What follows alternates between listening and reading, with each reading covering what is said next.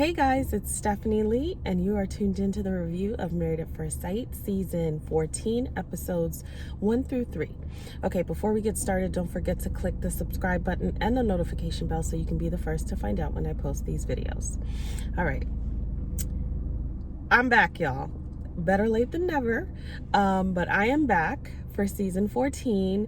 2022 started off a little bumpy, and we're fine, but it did start off a little bumpy, so I've been missing in action, but I just wanted to just jump right in and get going. If you're new to my channel, hi, my name is Stephanie Lee. I am a therapist, relationship expert. I provide coaching, both for life coaching and relationship coaching, and I have been doing this for many years. And several seasons ago, I decided, okay, let me take all the things that I yell at the TV when I'm watching the show and put it on YouTube, and have built a beautiful community of people where we can watch this, and it's like our form of edutainment. You know, I provide personal and professional advice on what I'm seeing, and just offer different things to think about and ways to look at it, because a lot of times we're watching the show and some of us are doing the very same things, even though it seems like, no, I could never be doing that, but sometimes we show up that way. So the way that my brain works is, as I watch it, I'm kind of learning from it, and I share it with you. So I hope you enjoy. For all the people who have been following me, hi guys, missed you very much, and happy 2022. All right, so let's just jump in, because clearly we're on episode 3. We're back in Boston. I don't know why we're back in Boston. Boston to me was not like the best season, or the best, I don't know. I think I started with Boston actually. But I know that they're going to San Diego next. So I'm excited that they're branching out to the West Coast, because I feel like we've circled back to a couple of the same locations again, and we need like some new energy. That's one. 2, I feel like this season is, you know what I feel like, you guys? Now I'm gonna vent. I feel like this show is turning into, let's match people who don't necessarily have what each other needs, and let's see how they do with not having what each other needs. Because it doesn't make sense why some of these matches are here. I am always excited for the show because I'll get something out of it, you know. But it doesn't feel genuine anymore. And it feels so curated. So now when I watch the show, I always think about how it's being produced, some of the things that are being, you know, put into the show, or some of the curation that happens, or the way that production does it, and I watch it that way, and I'm like, well, maybe that's not real, because the way they cut it, that's like where we're at with this show now. It's left what was kind of like genuine and authentic about it, but it's still entertaining. So let's just kick it off with who's our first couple? Let's kick it off with Jasmina and Michael. So Jasmina, first of all, Jasmina's stunning, okay? She's stunning. Love her vibe. I love that she seems very down to earth. Her background is really interesting. You know, her mother walked out of her life, and her father, who was married to her stepmother, decided to go back to Jamaica, and she and her sister decided to stay with the stepmother, who is like a queen, okay? This lady is a queen, to just say, hey, I'm gonna take my ex-husband's kids, my stepkids essentially, and raise them as my own. So she has a lot going on. Jasmina, for me, presents like poised, and her storyline is that she finds constantly men who are emotionally unavailable, and that's the thing. And I love her presentation, but I just would love to know more, because it's just, I'm not getting what the issue is with her just yet. And I say that because nobody's perfect, and there are things that we can all work on. And so we know that Michael shows up very unemotional, or emotionally unavailable, and we know that that's his thing, and I'm trying to find, and I'm sure in due time we will see what Jasmina's thing is, because no one is perfect. And so how are you, you're the common denominator in these relationships. So what is going on with you that you're kind of attracted to this? And there's a lot of reasons why. I mean, I don't want to say her dad abandoned her, because I guess they still have a relationship, but just leaving your kids to your stepmom and being okay with, or to your wife and their stepmom, ex-wife, and being okay with going back, and the mom abandoning, there's a lot of things there. The two most significant people in her life clearly have not been emotionally available to her. So that's kind of a recurring theme in her life, and she picks men who are not emotionally available. But I love her. There's something about her vibe that I love. She doesn't take herself too seriously. She has a good time. She jokes, I think she has a mature presentation and a mature perspective to this whole experience. And I really do hope that it works out for her. That's to be continued. And with Michael, we know Michael seems like a nice guy. At first, I guess throughout the first couple of episodes, I wasn't like really impressed with him. Like, I felt like, okay, they're matching her up with someone who's kind of dull. And like the last episode, he got a little more comfortable and joked a little bit, and you're seeing a little bit of his walls come down in terms of not being so like tight.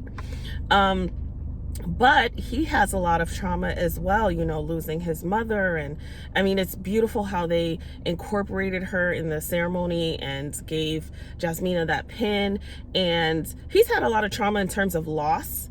And so that does shut you down, and you just learn to kind of stay in survival mode. So matching her, that's what I'm saying at the beginning when I was like, why are we matching with people who don't have what each other's needs? Matching her with him, that's where I'm kind of like, what are we doing here? He seems like a nice guy. He has a supportive family dynamic. Love that. Him being the youngest in an island family, the youngest boy in an island family, I'm like, oh my God, he was so coddled. They both have island backgrounds though, so I love that. They have like even though different islands, but there's a commonality there. There's a commonality there to understand the cultures and understand certain things. But if he's the youngest of an island family, he is going to be so spoiled as the boy. And my family's from the island, so I can say that. I know that it's a recurring theme. The youngest and the boy is so coddled. And you can see how his sisters like really protect him. And it's kind of like, is he going to be able to not be the baby in that relationship with Jasmina? And we might say, well, he's not the baby in the relationship, but some of those characteristic traits and the way that you show up and you've been showing up, they come out, because that's just what it is. You've been doing that. It's not going to change overnight. So it'll be interesting to see that. It'll be interesting to see him adjust his schedule for her, because he's gone like most of the day. Like he says he wakes up at 4 a.m. He doesn't come back till 7. And honestly, I'm not worried about that, because I'm not worried about it unless he chooses not to change that. Only because when, he's single, he's been single all this time, he could have whatever schedule he wants. Like, it really doesn't matter that he's gone all day. He hasn't had a reason to have to change it. So when I heard the schedule, I was like, okay, well, that's fine. He was a single man. He will adjust when he has someone to come home to and he wants to come home. And now there's things to balance. If you only have this one ball, then you hold the ball and you don't ever have to think about, oh, let me switch or let me do anything. Well, now it's a couple balls in the air. And so now we have to start adjusting. And I think he will be fine with that once he starts having a reason to want to adjust his schedule. In terms of him being emotionally unavailable, I'm concerned about that, because here's the thing. He wants to be emotionally available, but wanting and doing are two different things. And because of his trauma, he is on autopilot in terms of learning how to protect himself. And in protecting himself, he shuts down.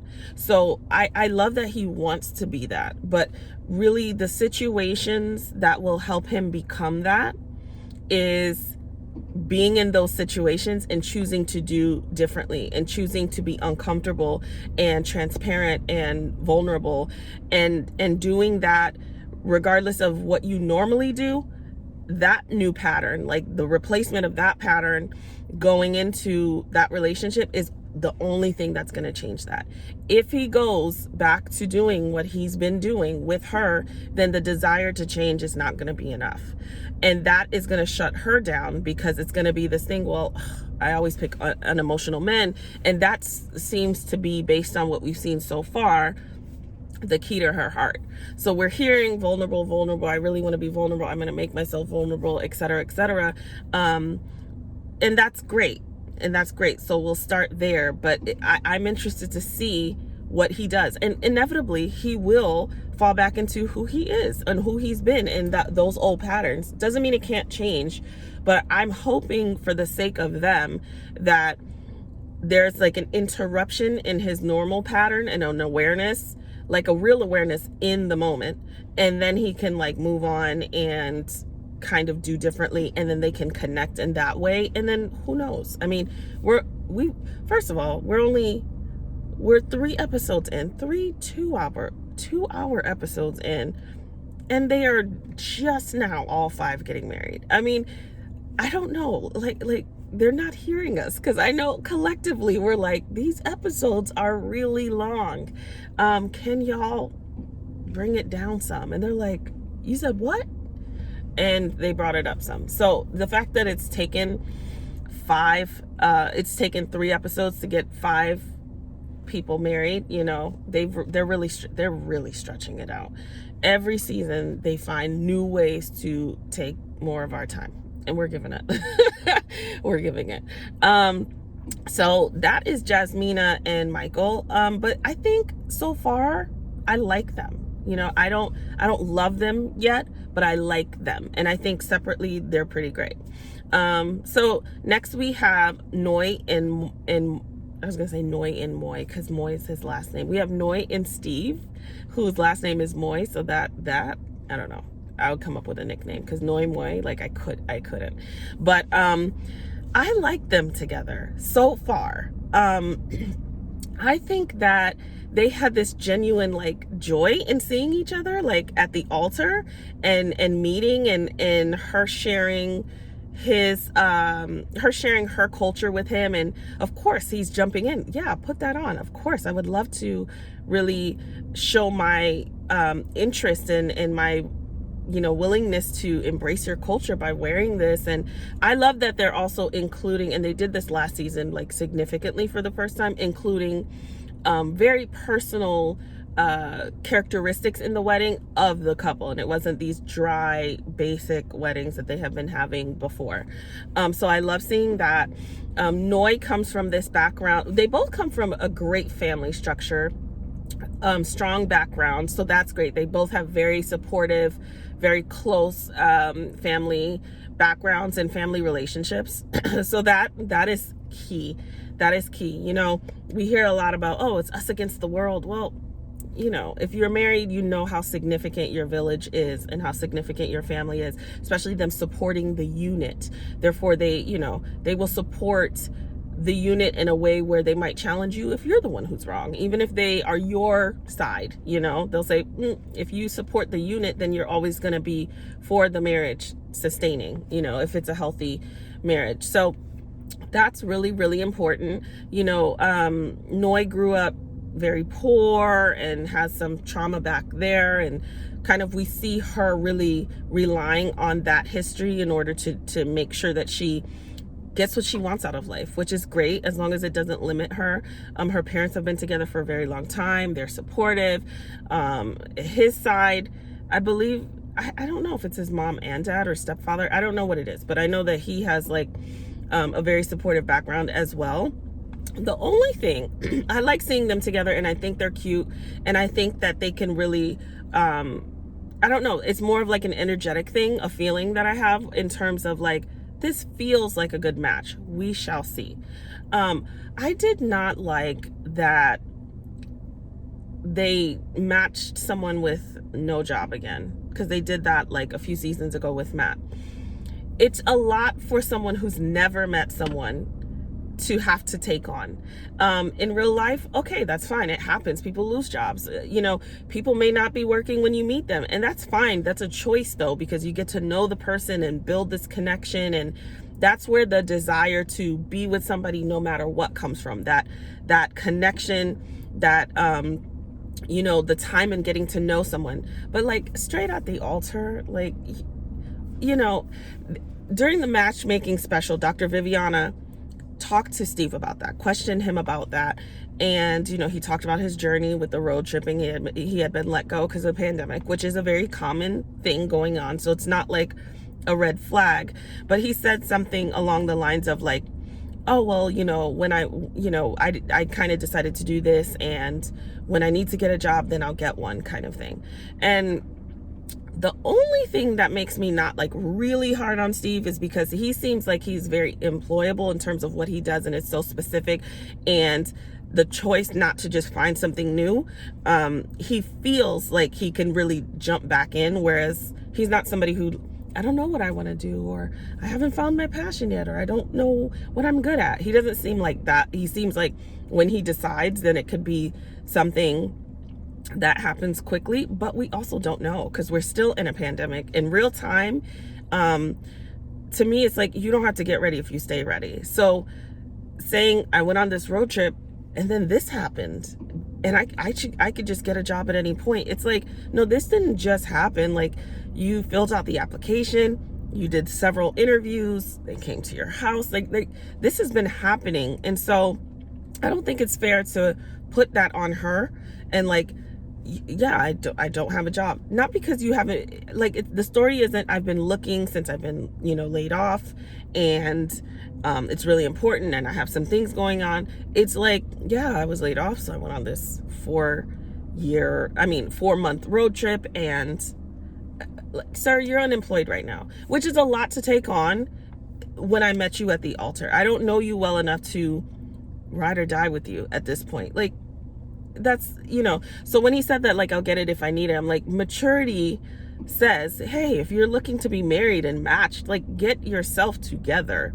Don't just, oh, if I need it. Like, how long would you do the road trip? Like, what is that about? And if that's what you want to do, cool. Just don't get married at first sight, because now she has to now carry that with you, and it's unnecessary, and it's significant because now you guys are going to be talking about finances and future planning and family planning and where you want to live after the experiment, if it continues to go well, all of these things that are designed to be discussed with having some significant things in place in order to make it work.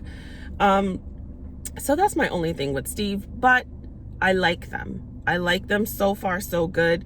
I don't get any red flags from Noi and Steve, so I'll leave it at that. All right, next we have Katina and Olajuwon. I hope I'm saying that right. Okay.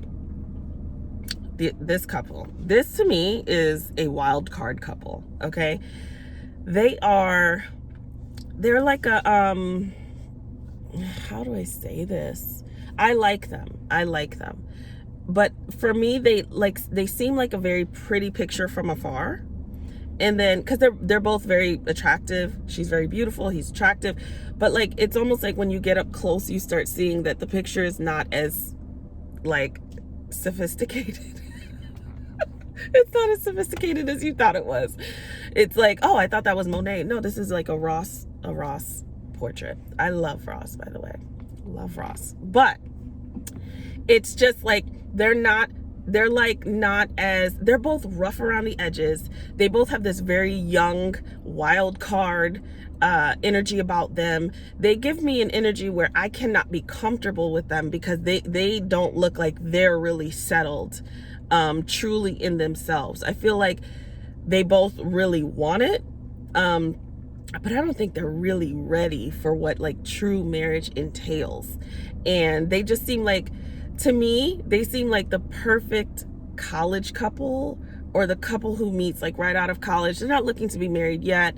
They want to have a good time together, and they do the same things. Like, they're on the club scene. They like to go to Cancun together. Like, they look like the fun party couple. In terms of settling down, I think they are ready, but I don't think they're truly ready. I don't really buy that Katina is like over the club scene. And it's not that she couldn't be, but something about her gives me that she still wants to be just a little bit. And Mr. Third Person, speaking about him, Isaac, his middle name is Isaac, but he speaks about Isaac as this other personality. That's a problem for me, because he refers to that person like it's not him. The the bachelor party told me that Isaac is still very much here, the way that he was on, these strippers or whatever he was doing, dancing and all that. And my thing is, like, to each their own. Okay, I have my perspective on what those things should look like, but I will say that whoever you want to be in your marriage needs to be happening long before you get married. And it doesn't mean, there's some stuff that only shows up when you're married, and then some, and then the experience of marriage starts to evolve you. But there are some things that should be into play prior to getting married, in preparation to getting married. Because the day you say I do, you don't change. You are who you are. You'll do what you've been doing. So what you have been doing should be related closely to what it is that you want to do. It's like, we don't go to the gym and, we don't not go to the gym and get on the scale and be like, oh, I didn't lose weight. Well, you haven't been doing anything. So you can't expect any different. The change comes long before you get on the scale. Like, the wedding day is the scale. Okay, if you want something to look different, then you should have been working out prior to that day. And so when he's talking about Isaac, energetically, oh my God, I feel like Isaac is still very much there. I do get the genuine desire to really get married, but it's more of like, I don't know, it feels so romanticized, not in a way that is like settled. His energy is not settled. The way that production really produced that conversation with Katina's mother at the at the reception, I literally laughed out loud, especially when she says there's a bunny and she just gets up and walks out. Like, it was uncomfortable, but it was funny as hell. It really was. He just seems so eager, and his energy is, although it can be nice, he can bring some excitement, it also can be dangerous in terms of, like, he doesn't necessarily know how to maybe control his emotions at times. And that's going to be a problem. That's going to be a problem. A lot of people like to say he's passionate. Let's not romanticize that he cannot control his emotions. Therefore, he's going to meet you with big emotions, whether they're positive, or big emotions when they're negative. So that will be interesting to see. And some of his thoughts in what should be feel like more of a demand. Like, she needs to cook. Rather, I would like my wife to cook. Now, listen, that might be a deal breaker for some people. Like, I want somebody who can cook. Like, when we have kids, we want to be able to make a meal. Like, I like to cook. But it doesn't feel that way. It feels like these are the things that I expect. And so he wants, like, this very packaged, Barbie-esque girl that meets every single thing. And he's still a wild child. Like, the getting the garter off of her leg at the reception. I mean, it's cute to, like, be sexy and what, this is your new mate. That's cool. Does grandma need to see your abs and your tats and everything, like lifting up your shirt like this is a audition for, Chippendales? No, she doesn't. Like, mom is sitting here watching. It's a lot. So they give me young fun, but not really, really ready yet. Katina, she gives me, like, I've tried everything else, which everybody, I guess, on the show has said that I've tried everything else, but it's kind of like, it wasn't working out, so I'm just gonna do this. But I don't get that she's ready, even when they asked her every single time, do you think you're ready? Do you want to give this up? Do you? And I love that Dr. Pepper said, like, the life of being a wife is very different than this, and she was like, yeah, I am, but I don't get it. I don't get it. I feel like they're both in a great position to really learn, and that would probably happen better in like a long-term, very adult relationship that could possibly lead to marriage. But they are like both very wild card type of people for me in terms of the matching. So we'll see. I'm sure they will be exciting to watch though. I'm sure they will give us a lot this season. So that is Katina and Olajuwon. All right, next we have who do we have now? Because I'm doing this off the top of my head. We have Lindsay and Mark the Shock. Okay, I don't think I've ever just called him his first name, because I'm committed to Mark the Shock. I really am. He's a pleasant surprise. At first I didn't think I would really like him, but as I got to get to know him, he seems genuine. You know, he has a real like desire to create a family and build a family that he doesn't have. You know, he's had recent loss.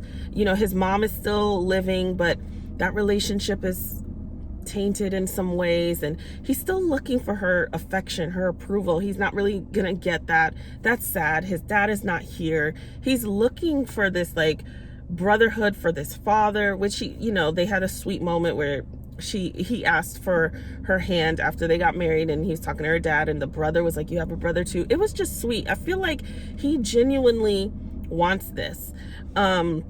You know, the whole Mock the Shock thing is like, just, it's very like, it's very frat boy. It's very like whatever. But beyond that, he seems like sweet. Like he really wants to be here. He really wants to make it work. I thought his big personality was going to be overwhelming. And I mean, we're only 3 episodes in, but we've seen another big personality, person he's married to. But he seems like more like, I feel like he will be, maybe based on what I'm seeing so far, more of the anchor in the relationship, and she's gonna be the wild card. Lindsay, I can't with Lindsay. I'm not a fan. I can't.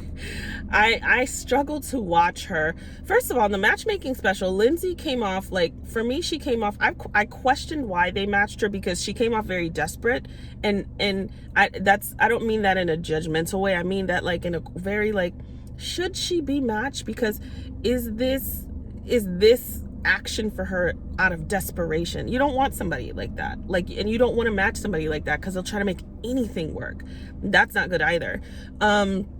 Or is it someone who truly wants it? Because throughout the matchmaking, I just want to love someone and someone who loves me. And she cried a lot throughout it. And it didn't feel like ready. It felt desperate. However, who we have seen so far in this season is a wild card. She is, I don't know. I find her to be hard to watch, honestly. She talks so much through the vows, you guys. She talks so much through the vows. She wouldn't stop. It's very gimmicky. It's very, I mean, her dad and brother look like, when they were talking to Mark, they look like, oof, it's your problem now. Like, here you go. Like, we finally got rid of her, because she is a lot. And that's what we keep hearing. She's a lot. They're like almost warning him, here's how to deal with her. You know, have you ever been alligator hunting or something? It's like it doesn't feel like good. It feels like dangerous, or it feels like, here you go. Like, take her, please. We got, you know, and she doesn't seem, I don't know. She doesn't seem poised enough to, like, this whole thing, I'm very direct and I'll say it. You know, like, I get that. There's a way to be direct. There's a way to be honest and have clear communication without being offensive, without being a jerk, without being rude, without being negative. It's just, there's a way to do that. And man, she is definitely going to entertain this season, because even on the after show, she she has said a lot. And I do think that she will bump heads with some people just because she doesn't have a good filter, which might be entertaining, but it doesn't really foster good relationships. For me, she's been more off-putting than anything. She has somewhat of a dysfunctional, or lack thereof, a relationship with her mother, and I would like to know more about that, just how she really feels about that, and how that's showing up. And we're getting that, but we're also getting that with with like other little things that she's constantly throwing out, and she's constantly talking, and I'm not a fan. I'm not a fan. It's hard to watch her right now. And then I just think about Mark, you know, like, is that going to work with him, who's like who seems, based on what we have seen so far, so dedicated to this process. So I don't know. I don't foresee it working out.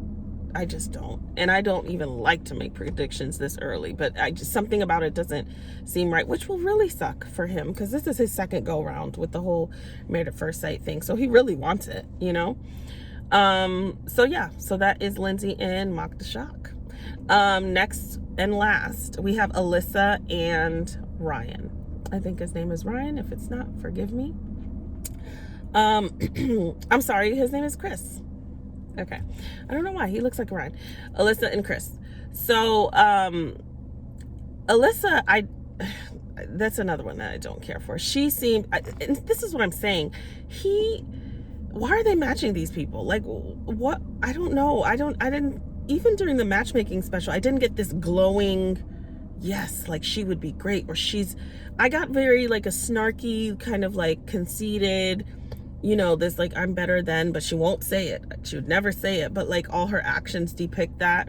And she is ready for Married at First Sight if it's exactly who she wants. And it's like, girl, it doesn't work that way. Like, they're going to choose for you. Are you prepared to step outside of yourself and trust the process, as they say, or do something different and actually genuinely try to do something different? And I get that may be hard. I would never do Married at First Sight. I mean, I'm married, but I would never do it, because I know myself well enough to know that I cannot relinquish that much control. And I just wouldn't do it. And most of us wouldn't.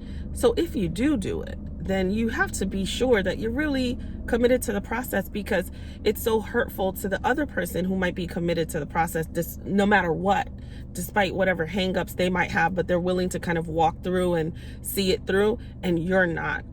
I don't care for her. She has a terrible attitude. I feel like she would be more attracted to one of his friends. There was like a friend when she was speaking to them at the reception in the middle. I feel like her energy with talking to his friends was nicer and more awake and more alive than talking to him. And she said something like, oh, it's been a long day, and you know, it's like, I'm so tired, so it's like hard to respond. But like, if you're attracted to this person or you're excited about it, I get it. It's been a long day. Every wedding day is a long day, but you're happy, you're engaged. This is a new person. Like, you get that adrenaline to have that conversation with them and get to know them. And she just sits, I don't like her. I'm just going to go ahead and say it. She's just giving me like, you can't sit with us energy, like this very like better than, and I just feel bad, because listen, everybody is not going to hit it out the park when you get to the altar, but at least just act like a human being and just treat him like a human being. Like, and there might be a lot going on with her mentally in terms of like freaking out, and there's been several, we've seen it before, but it just always sucks to watch for the other person who's so like pleasantly surprised or happy. And listen, she doesn't have to be attracted to him, but just be nice. I just feel like she's not even nice, and that's my problem with her. Even the conversation towards the end of the night where, you know, she is explaining to him, like she was looking for anything to confirm why she doesn't want to be there. So his friend said, oh, like he likes to teach a lot and he sometimes talks to you and almost like he's like telling you what to do. Like, that was so minimal. First of all, friends, everybody on this show, friends and family, stop writing or saying these terrible things about the person who's marrying the other person, thinking that it helps. Like, it doesn't help. Like, every time they read the vows, it's often not that great. Her friends and family want you to know that she will hold a pillow over your face at night, but it's like, why, okay, let's say I did do that. Like, why are you guys saying that? Why don't you say things that represent them in a positive light. And even if it's a warning, do it in a way that is helpful. Like, you know what? Hey, he likes to kind of teach a lot because he loves to learn. He's always learning. So sometimes when he's just talking a lot and it feels like he's talking at you, here's a great way to kind of like turn the conversation around. If you feel overwhelmed or if you're not interested, there's a way to say it. But they just like set it up for like not so great. And she runs with it. And her explanation to him while he's sitting there waiting by himself at the end of the night and she's talking trash to the producers, she doesn't even explain it. There were some things that were said. I think it's best we get some sleep. What was said?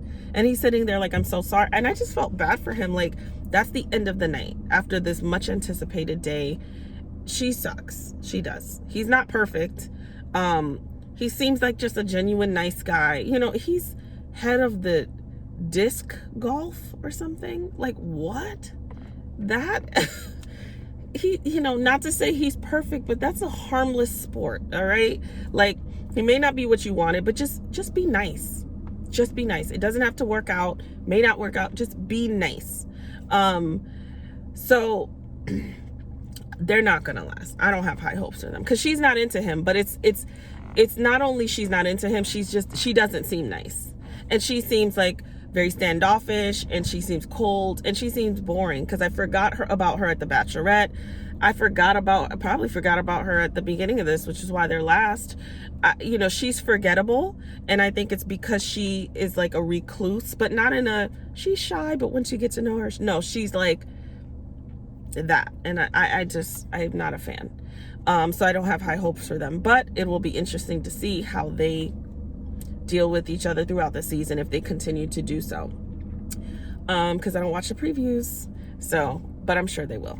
Okay, so that's it. I hope you guys enjoyed this review. As always, don't forget to subscribe, comment, and share. And I will see you guys next week. Everyone have a wonderful weekend.